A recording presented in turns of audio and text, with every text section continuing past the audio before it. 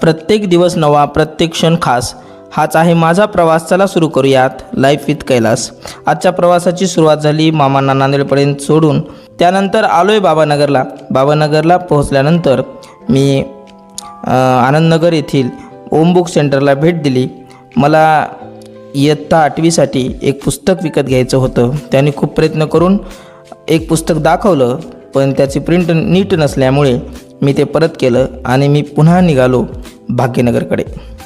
रस्त्यात मला दिसली एक रोमांचक फाईट.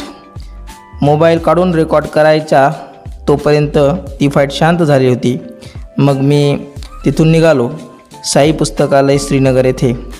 आणि श्रीनगरला पोहोचल्यानंतर तिथेही मला पुस्तक मिळालं नाही.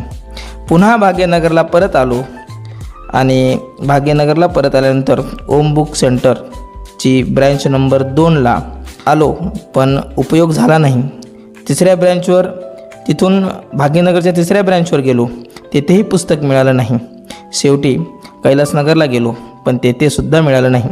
असं करून मित्रांनो दिवसभरात जवळपास 10 दुकानं पालती घातली, पण मला हवं ते पुस्तक मिळालंच नाही.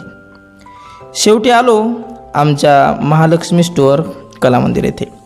अण्णा आहेत का पाहिलं, पुस्तक विचारलं, पण तिथंसुद्धा मला पुस्तक मिळालं नाही.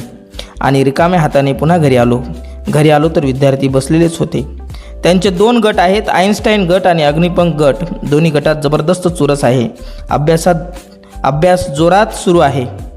मी आज त्यांना प्रश्नपत्रिका दिल्या घरच्याच पुस्तकातून काढून, कारण मूळ पुस्तक मिळालं नव्हतं. विद्यार्थ्यांनी खूप मेहनत घेतली आणि जेव्हा मी पेपर तपासले तेव्हा आजचा विजेता ठरला अग्निपंख गट. माझे विद्यार्थी खूप मेहनती आहेत, त्यांच्यासाठी मी प्रयत्न करतोय. उद्या पुन्हा पुस्तक मिळतं का बघणारच आहे. मित्रांनो, शिकत राहा, प्रयत्न करत राहा. भेटूया उद्या. तोपर्यंत जय हिंद.